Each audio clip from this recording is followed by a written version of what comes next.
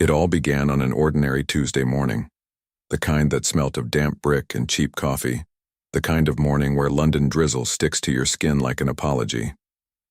I was sketching near the window of the design studio when the new sponsor walked in. His name was Mr. Howard, a tall, well-groomed man in his 40s wearing a navy suit that screamed money and power. He'd come to evaluate the creativity of our college design department. What he really came for was control. I'd heard rumors. He was one of the biggest donors of the college, the kind of man who liked to remind everyone how replaceable they were. And apparently he'd taken an interest in me, not in a good way. He stopped right beside my desk, eyes flicking over my work, a charcoal sketch of a man looking into a mirror, both proud and vulnerable. "Interesting choice," he said with a tight smile. "Rather dramatic, isn't it?" I smiled faintly. "Art usually is, sir." He hummed, scanning me up and down. "I've heard about you. You're the designer everyone keeps talking about, right? The gay one." The word gay rolled off his tongue like a slur. For a second, I didn't know what to say. I'd never hidden who I was, not anymore. But something about his tone made my chest tighten. "I'm just a designer, sir," I said softly. He smirked. "Of course.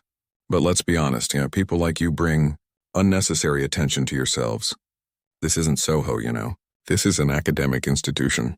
Later that day, during our presentation in front of the entire design department, Mr. Howard decided to test me.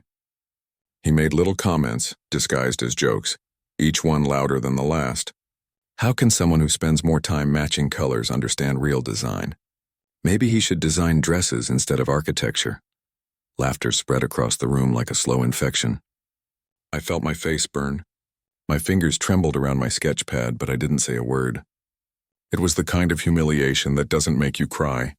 It just makes you cold. When the presentation ended, he turned to the head of department and said in a voice everyone could hear, "People like him give this institution a bad name. I don't think he belongs here." Just then the door opened and Mr. Ellis, our principal, walked in. He wasn't what you'd expect from a man in his position. Late 30s, sleeves rolled up, glasses resting low on his nose. Calm but sharp-eyed. "Is there a problem here?" he asked, his voice quiet but commanding. Mr. Howard straightened, clearly uncomfortable. Principal Ellis, just discussing disciplinary concerns. One of your students seems to think flaunting his—" "That's enough," Ellis cut in smoothly. He turned to me. "You all right, Lucas?" I nodded, barely holding it together. Ellis faced the room. "No student in this college will ever be shamed for who they are, especially not in my presence." His tone was measured, but there was steel beneath it. He looked directly at Mr. Howard. "You might fund buildings, Mr. Howard, but you don't get to decide who belongs in them." The room went silent. For the first time, someone had actually stood up for me. Howard left the college later that week, furious, apparently withdrawing his sponsorship in protest. But for me, the damage was already done. People whispered in corridors. Some avoided eye contact. Others offered sympathy that felt empty. Except for one person. Ellis. He started checking in on me. Sometimes after class, sometimes just in the hallway.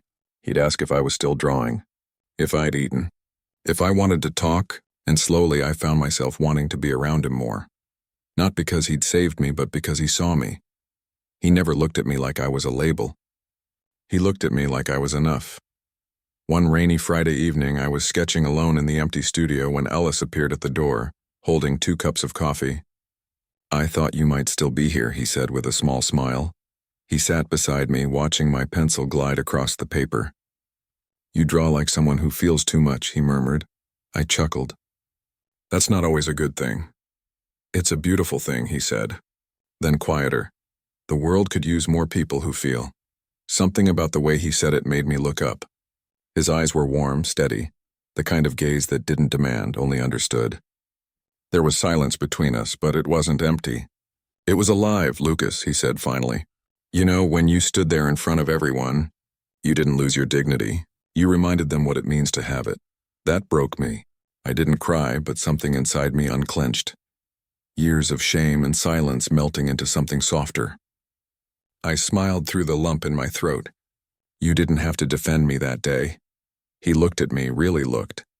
Maybe not, but I wanted to. From then on, our moments grew, quiet, unspoken, but charged with something real. He'd linger after class asking about my designs, offering feedback that felt more personal than professional. He remembered things no one else did. The brand of pencils I used, the music I listened to while sketching, even how I always avoided drawing faces because I was afraid of getting the eyes wrong. One day, I asked him half teasing, "You always notice this much about your students?" He smiled, that soft half smile I'd grown addicted to. "Only the ones who make me forget I'm supposed to be watching." My heart skipped. A few weeks later, a rumor started circulating again, that the rich sponsor was returning to reclaim his influence, and this time he wanted certain students gone. But something unexpected happened. Ellis called a press meeting and announced that the college was now under new private ownership. A week later, I discovered the truth. The new owner was him, Principal Ellis.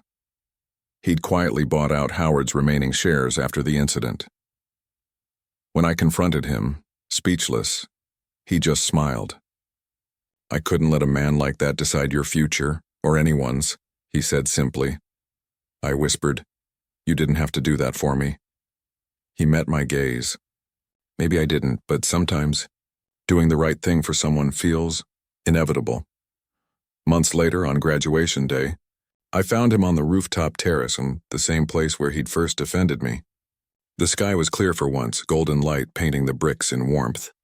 I handed him my final design portfolio. "Thank you for everything," he smiled, flipping through the sketches. The last page was a drawing of him, not as a principal, not as a savior, but as a man, steady, kind, and quietly strong. He looked up, eyes glistening. "You drew me," I nodded. "You made me believe I could." There was a silence, not awkward, but full of something unspoken. Then he said softly, "Maybe now you'll let someone draw you someday." I laughed, cheeks warm. "Maybe."